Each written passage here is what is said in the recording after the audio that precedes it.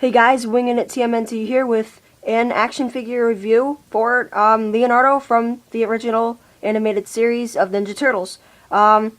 This figure came out in 1988 and is overall a pretty good figure. I like a lot of things about him, especially his figure and how he stands and everything about him except a little bit of his facial expression. I mean, it's a little weird. I mean, his face, like his teeth and his mouth is good, but his eyes to kind of make him look like kind of like cowardish or scared. If his eyes are like pointed downwards, kind of more like Michelangelo, and his facial expression. If his eyes were pointed like downwards, it would make him look a lot better, in my personal opinion. And another problem with the figure that I have is trying to get him to stand up sometimes. Like, sometimes it's hard because his toes are like so much different from his feet, and like this is a flat foot and then his toes like bend up right here. So look at the position of the feet. That is actually like how the feet looks. It's like a straight line and then it just darts up. So you have to kind of get his front foot, the flat foot in front of his right one, I mean his left one, is right to him. But to us, it's his left foot. Is in the you have to put in the back for him to stand up, because you can't put his foot. You can't put him like that because he will not stand up. It's just physically impossible. So, besides that, it is a really good figure, and I also really like about him is the belt he has. As you can see, all of them have the L on the belt, just like in the cartoon, and I really like him because of his sheath. Like, if you take his sword out of his hand, here, let's see here, alright, and stick it right in the back of his sheath, it always fits in good, and you never really have a problem with it. His sheath is overall good, and it supports his swords, and they never fall out. They are really hard to get to fall out, and then you can easily just slide them right out and put them right in his hands. So that is a really good thing about him. So, I mean, everything about the normal figure is pretty good. He holds his sword tightly and nicely.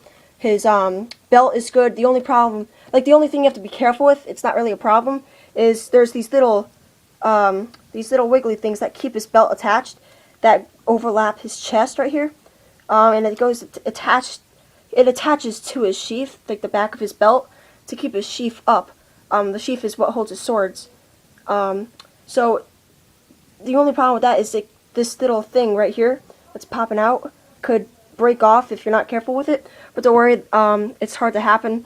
If you're like abusing your figure, it'll happen. But I mean, besides that, it stays in nice. So get him to stand up. So here are some of his weapons.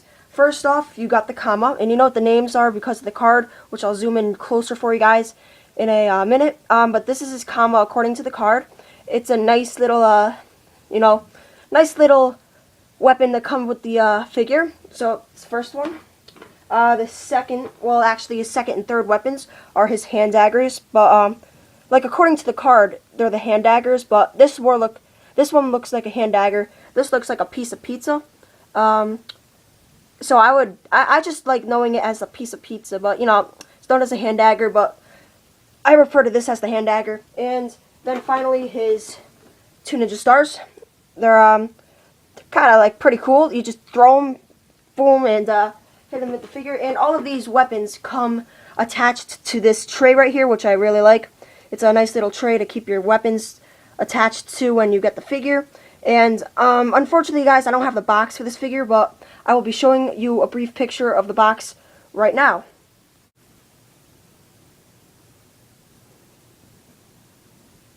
So that's the picture of the box and all of his weapons and how the figure stands and all that stuff. Now let's get to his card here.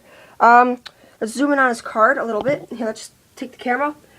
Portrait of Leonardo, and it tells everything about him. It's got his vital characteristics, which are like basically his weapons. It's got his life story, where he was born, how tall he is, how much he weighs, his age, and what kind of shell he has. So here's the picture of the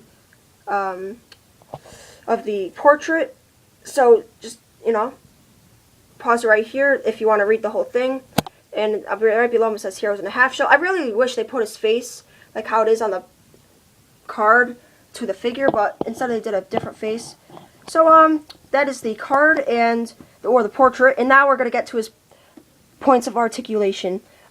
He can move his arm all the way around, which is the first 2 points because for both of his arms. He can move his wrists, which is another two points. He can move his head 360 degrees, and guys, this is the hard head of Leonardo, so he can move his head all 360 degrees, which is 5 points, and he can move both of his legs. So that's 7 points of articulation, which is really good for a figure this old. I personally think it's a good enough amount. And one other thing, his painting style. I really like all the